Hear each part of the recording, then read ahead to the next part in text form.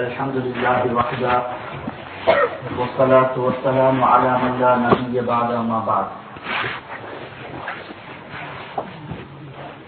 فأعوذ بالله من الشيطان الرجيم بسم الله الرحمن الرحيم والعصر إن الإنسان لفي خسر إلا الذين آمنوا وعملوا الصالحات وتواصوا بالحق وتواصوا بالصبر صدق الله العظيم. மேலான கண்ணியத்துக்குரிய அல்லாஹ்வின் நல்லடியார்களே, வாழ்க்கையில் மனிதனுடைய வாழ்க்கையில் பல வகையான கட்டங்கள் மாறி மாறி வருவது உலகத்தின் யதார்த்தம். ஒருவன் நான் லாபமே அடைந்து கொண்டிருக்க வேண்டும் என்று நினைத்தால் அது நடக்காத விடயம். அவனுடைய வாழ்க்கையில் நஷ்டம் என்பது ஏற்படத்தான் செய்யும். ஒருவன் நான் சுகமாகவே இருக்க வேண்டும் என்று நினைத்தால் அது சாத்தியமில்லாத விடயம். நோய் அவனுக்கு வரத்தான் செய்யும். உலகத்திலே அல்லாஹு தஆலா அவ்வாறுதான் வைத்திருக்கிறான். எனவே அல்லாஹுவை அடைவதற்கு இரண்டு வழிகளை அடியார்களுக்கு அல்லாஹ் காட்டியிருக்கிறான். ஒன்று ஷுக்குர், அல்லாஹ்வுக்கு நன்றி செலுத்துகின்ற பாதை. இன்னொன்று சபருடைய பாதை, பொறுமையின் மூலமாக அல்லாஹ்வை அடைவது. ஏனென்றால் மனிதனுக்கு ரெண்டு நிலையில் ஏதாவது ஒரு நிலை இருந்து கொண்டே இருக்கும். அல்லாஹ்வுடைய உபகாரங்கள் கிடைக்கக்கூடிய, அருள் பாக்கியங்கள் இருக்கக்கூடிய சந்தோஷமான ஒரு நிலை வரும்போதும் அவன் நன்றி உள்ளவனாக இருக்க வேண்டும். கஷ்டங்கள், சிரமங்கள், பிரச்சனைகள், நோய்கள், இழப்புகள் வரும்போது அவன் சபருடையவனாக இருக்க வேண்டும். இந்த ரெண்டு நிலையிலும் அவன் ஷுக்குர், சபர், இந்த ரெண்டு ஆயுதங்களையும் சரியாக அவன் உபயோகப்படுத்துவான் என்று சொன்னான். உள ரீதியாக, மன ரீதியாக அவன் அல்லாஹ்வுடைய தொடர்புடையவனாக இருப்பான் என்றிருந்தான். அவன் இந்த ரெண்டு நிலையிலையும் வெற்றியாளனாகத்தான் இருப்பான். இந்த ரெண்டுமே அவனுக்கு சோதனை தான். இரண்டுமே இப்திலா, சோதனை தான். பணத்தை, செல்வத்தை கொடுத்தும் அல்லாஹ் சோதிக்கலாம், பணத்தை, செல்வத்தை எடுத்தும் சோதிக்கலாம், பிள்ளை பாக்கியங்களை கொடுத்தும் சோதிக்கலாம், பிள்ளைகளை மௌத்தாக்கியும் சோதிக்கலாம், உடல் சுகத்தை கொடுத்தும் சோதிக்கலாம், நோயை கொடுத்தும் சோதிக்கலாம். فَأَمَّا الْإِنسَانُ إِذَا مَا ابْتَلَاهُ رَبُّهُ فَأَكْرَمَهُ وَنَعَّمَهُ فَيَقُولُ رَبِّي أَكْرَمَنِ. அல்லாஹ் தஆலா மனிதனை செல்வ பாக்கியங்களையும் அருள் பாக்கியங்களையும் கொடுத்து சோதித்தார். فَأَمَّا الْإِنسَانُ إِذَا مَا ابْتَلَاهُ, இப்திலா என்ற வார்த்தையை அல்லாஹ் சொல்றான். அடுத்தது வஅம்மா இதா இப்தலாஹு ரப்புஹு ஃபகதர அலைஹி ரிஸ்கஹு, அவனுடைய ரிஸ்கை குறைத்து, சிரமத்தை ஏற்படுத்தி, நெருக்கடியை ஏற்படுத்தி இப்தலா சோதித்தார். அப்ப கொடுப்பதும் சோதனை, எடுப்பதும் சோதனை, லாபமும் சோதனை, நஷ்டமும் சோதனை, சுகமும் சோதனை, நோயும் சோதனை. இந்த ரெண்டு நிலை மனித வாழ்க்கையிலே மாறி மாறி வரும். எனவே அல்லாஹ்வுடைய கலா கதிரை நம்புகின்ற ஒருவனுக்கு, அல்லாஹ்வுடைய கலா கதிரோடு நம்பி அல்லாஹ்வுடைய விதியை, ஏற்பாட்டை பொருந்திக் கொள்ற ஒரு மனிதனுக்கு வாழ்க்கையில் டென்ஷன் இல்லை, அவனுக்கு பிரச்சனை இல்லை, பதட்டம் இருக்காது, நிலை தடுமாற மாட்டான், அவன் மனவியாதிக்கு ஆளாக மாட்டான், டிப்ரெஷன் அவனுக்கு வர வேண்டிய அவசியம் இல்லை. ஏன்? அவன் கலா கதிர், அல்லாஹ்வுடைய விதியை, ஏற்பாட்டை, என்னுடைய ரப்பு, நான் அவனுடைய அடிமை, அவன் என்னுடைய மாலிக், என்னுடைய முதப்பிர், என்னுடைய ஹாக்கிம், என்னுடைய வாழ்க்கையுடைய விடயங்களை தீர்மானிப்பவன் அல்லாஹ். நான் அவனால் படைக்கப்பட்டிருக்கக்கூடிய அப்துன், அவனுடைய அடிமை. அவன் எனக்கு இதை தருவது எனக்கு அவன் விருப்பம் என்றிருந்தால் நான் அதை பொருந்திக் கொள்கிறேன் என்ற பொருத்தத்தோடு அல்லாஹ்வுடைய கதிர நம்பி ஒரு மனிதன் வாழுகின்றவனுக்கு வாழ்க்கையில் பிரச்சனை இல்லை. எனவேதான் ரசூலுல்லாஹி ஸல்லல்லாஹு அலைஹி வஸல்லம் ஒரு ஹதீஸ், மிக ஒரு அழகான வழிகாட்டலுடைய ஹதீஸ், வாழ்க்கைக்கு அஜபன் லி அம்ரில் முஃமின், ஒரு மூமினுடைய காரியம் ஆச்சரியமாக இருக்கிறது, ஒரு மூமினுடைய விஷயம் ஆச்சரியம் அளிக்குகிறது. யாரு சொல்லுகிறார்? ரசூலுல்லாஹி ஸல்லல்லாஹு அலைஹி வஸல்லம். இன்ன அம்ரஹு குல்லஹு கைர், அவருடைய எல்லா காரியமும் அவருக்கு கைராகத்தான் இருக்கும்.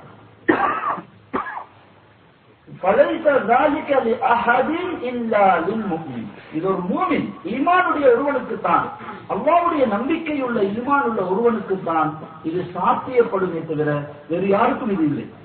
ஈமான் உள்ள ஒருவனுக்கு தான் இந்த நிலை கிடைக்கும். இந்த பாட்டு என்னது நபி ஸல்லல்லாஹு அலைஹி வஸல்லம் விளங்கப்படுத்துகிறார்.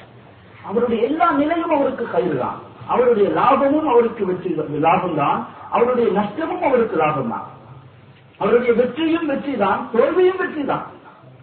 ஒரு மூமின் அல்லாஹ்வுடைய கதுர நம்புகின்ற அல்லாஹ்வுடைய ஈமானுடைய ஒரு மூமினுக்கு வாழ்க்கையில் தோல்வியே இல்லை. அவனுடைய மௌத்தும் அவனுக்கு காணிக்கை, அவனுடைய பிரச்சனையும் அவனுடைய சொர்க்கத்தில் அந்தஸ்து, அவனுடைய கஷ்டமும் மறுமையின் இன்பம் அவனுக்கு, உலகத்தின் பிரச்சனை சொர்க்கத்தின் சொத்து அவனுக்கு.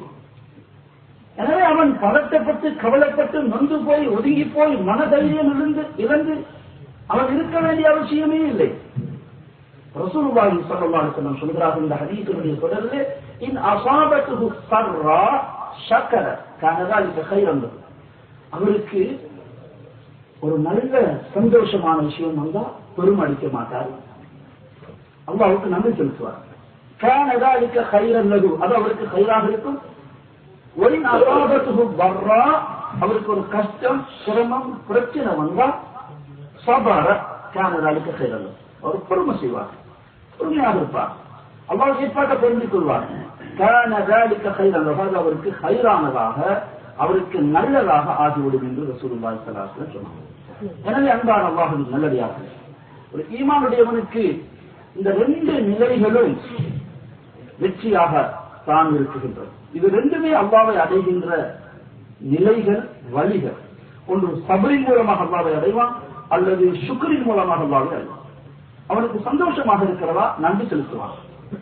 எனவே ஒரு கஷ்டம் சிரமம் வரும்போது மனிதன் பொறுமையாளனாக இருக்க வேண்டும், பதறிவிடக் கூடாது, ஆத்திரப்பட்டு அவசரப்பட்டு முடிவுகள் எடுத்து விடவோ பேசிவிடவோ கோபித்து விடவோ கூடாது. நிதானமாக செயல்பட வேண்டும். பொறுமை நிதானம் மிக முக்கியமான ஒரு விடயம். வாழ்க்கை என்பது ஒரு கலை, அதை சரியாக நாங்கள் ஷரியாவுடைய முறைப்படி அனுபவம் என்றிருந்தால் எல்லா நிலையும் எங்களுக்கு சந்தோஷம்தான், எல்லா நிலையும் மன ஆறுதல் தான். எனவே ஒரு கஷ்டம் சிரமம் வரும்போது அந்த பிரச்சனையை கஷ்டத்தை இலகுபடுத்த சில வழிமுறைகள் இருக்கு.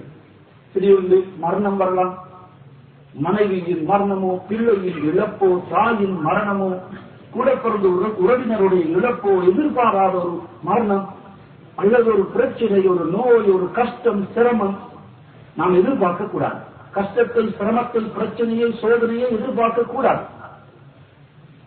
ஆனால் அல்லாஹ்வின் புறத்திலே வந்து விட்டால், ஏற்பாட்டின் பேரிலே நடந்து விட்டால், நாம் அந்த நேரத்தை எப்படி சமாளிப்பது, எங்களுடைய மனோநிலை எப்படி இருக்க வேண்டும்?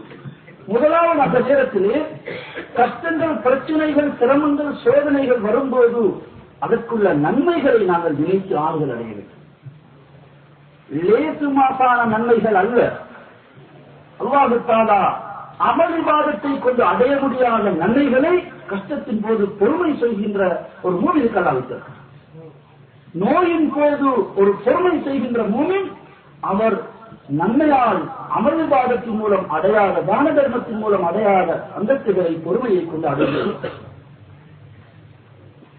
புகாரியுடைய ஹதீஸிலே ரசூலுல்லாஹி ஸல்லல்லாஹு அலைஹி வஸல்லம் சொல்கிறார்கள், மா யுஸீபுல் முஸ்லிமு மின் நஸபின் வலா வஸபின் வலா ஹம்மின் வலா ஹஸனின் வலா அதன் வலா கம்மின் ஹத்தா ஷௌகத்தி யுஷாக்குஹா இல்லா கஃபரல்லாஹு பிஹா மின் ஹதாயா. ஒரு முஸ்லிமுக்கு ஏற்படுகின்ற அசதி, சோர்வு, சடைவு, கவலை, நோய், சிரமம், பிரச்சனை, கால குத்துற முள்ளு கூட அல்லாஹ்வுடைய பாவங்களை மன்னிக்குகிறான். எவ்வளவு சிரமம் வருகிறதோ அந்த சிரமத்தை அவர் தாங்கிக் கொண்டு அல்லாஹ்வுடைய ஏற்பாடு நாம் பொறுமையாக இருக்கிறார் என்றிருந்தால் அவருக்கு அந்த நிலையிலே அந்தஸ்துகள் உயர்த்தப்படுகிறது. பாவம் மன்னிக்கப்படுகிறது.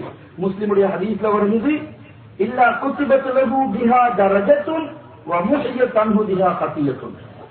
அவருக்கு ஏற்படுகின்ற ஒவ்வொரு கஷ்டம், கலைப்பு, இந்த புகாரியுடைய ஹதீஸ்ல வாசகத்தை பாருங்க, கலைப்பு, அசதி, சோர்வு, மன வருத்தம், கவலை, வேதனை, சிரமம், முள்ளு குத்தினாலும் கூட அவருடைய பாவங்கள் எல்லாம் மன்னிக்கிறார்.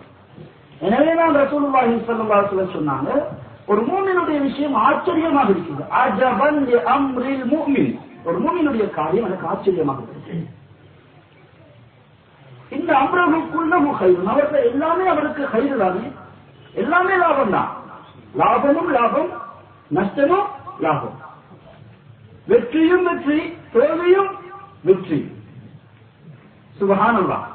இந்த அம்ரஹுக்குள்ள கைர் فليس ذلك الا لاحد الا للمؤمن. இது ஒரு மூமின் ஈமான்தாரி அவருக்கு தான் இது இருக்குமே தவிர வேற யாருக்கும் அல்ல. எனவே அன்பான அல்லாஹ்வின் நல்லடியார்களே, கஷ்டம், சிரமம், பிரச்சனை வரும்போது எதையும் நாங்கள் தாங்கக்கூடிய மனோநிலையோடு இருக்க வேண்டும். பிரச்சனைகளுக்கு மனம் தளர்ந்து போகின்றவர்கள் அல்ல நாங்கள் ஈமானுடையவர்கள்.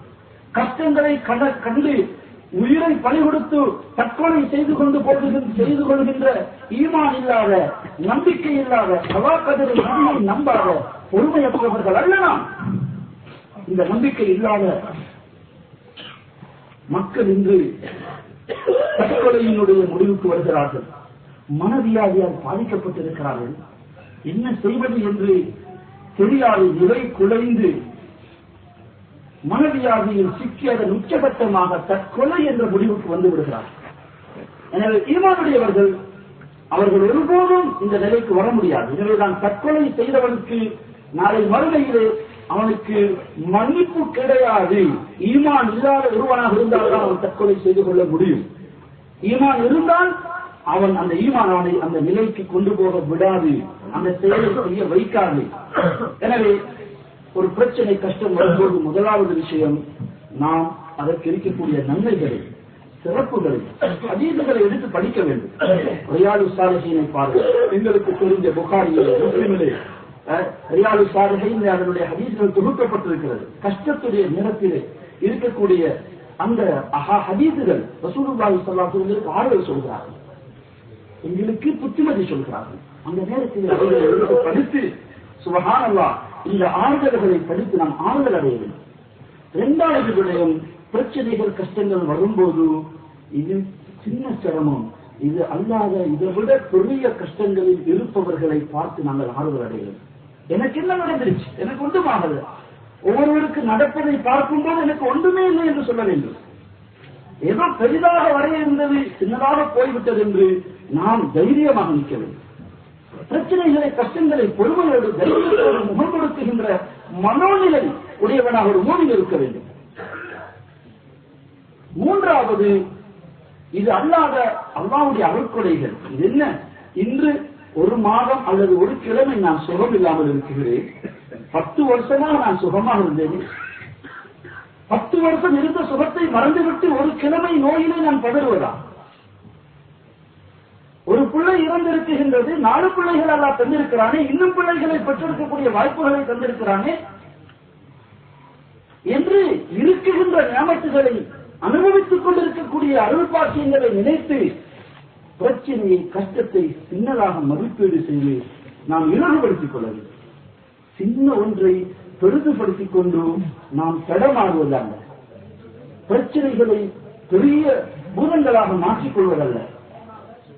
அதனுடைய கஷ்டத்தின் போது வரக்கூடிய சிறப்புகளை நினைத்து நாம் ஆறுதல் அடைய வேண்டும். இது அல்லாமல் இதைவிட பயங்கரமான பெரும் கஷ்டங்களிலே சிக்கி இருப்பவர்களை நினைத்து நாம் ஆறுதல் அடைய வேண்டும். இது அல்லாமல் எங்களுக்கு இருக்குகின்ற ஞாபகங்களை நினைத்து நாம் இந்த பிரச்சனையை இலகுவாக கருத வேண்டும். எனவே பொறுமை, இது வாழ்க்கையிலே மிக முக்கியமான ஒரு அம்சம். இது எங்களுடைய நடைமுறையிலே, பேச்சிலே, பிரச்சனைகள் வரும்போது எங்களுடைய செயல்பாடுகளிலே மிக பொறுமையாக நாங்கள் நடந்து கொள்ள வேண்டும். பொறுமையை இழந்து மனைவியோடு ஏசுவதும் பேசுவதும், பிறகு அதை மனைவியிடத்திலே திரும்ப அவர் போக வேண்டியிருக்கின்றது, அதை மனைவியோடு சேர்ந்துதான் வாழ வேண்டியிருக்கின்றது, ஏசியது பேசியது ஏன் இப்ப, அதனால் என்ன லாபமானது? ஏன் அந்த நேரத்தில் பொறுமை செய்திருந்தால் அந்த பொறுமைக்கு பலனாக மனைவியுடைய அன்பு இன்னும் கூட இருக்குமே. நான் தவறு செய்தும் என்னுடைய கணவன் ஏற்கவில்லையே, நான் பிரச்சனை தவறு செய்தும் நான் தவறு இழைத்தும் என்னுடைய கணவன் என் மீது கோபப்படவில்லையே என்று அவருடைய அன்பும் இரக்கமும் பாசமும் கூடியிருக்குமே. பொறுமையினுடைய கூலி அன்பு, பொறுமையினுடைய கூலி பாசம். பொறுமையாளர்களுடன் எல்லோருக்கும் எல்லாம் பாசத்தை உண்டாகும்.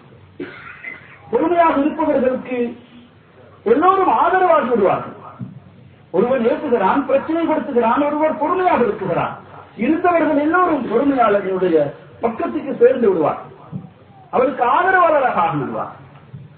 எனவே நாம் வாழ்க்கையில் பொறுமையை கையாள வேண்டும். பிள்ளைகளோடு, நண்பர்களோடு, எல்லோருடன் பொறுமையாக இருந்து நாம் காரியங்களை சாதிக்க வேண்டும். எனவே இந்த அடிப்படையிலும் பொறுமை என்பது வெறும் கஷ்டத்தின் போது படுகின்ற பொறுமை மாத்திரமல்ல. பொறுமை 3 வகையாக இருக்கின்றது. ஒன்று, பிரச்சனைகளின் போது அதை முகம் கொடுப்பதற்கு தேவையான ஒரு ஆயுதமாக பொறுமையை நாங்கள் வைத்துக் கொள்வோம். இரண்டாவது, பாவங்களிலிருந்து பொறுமையாக இருக்க வேண்டும்.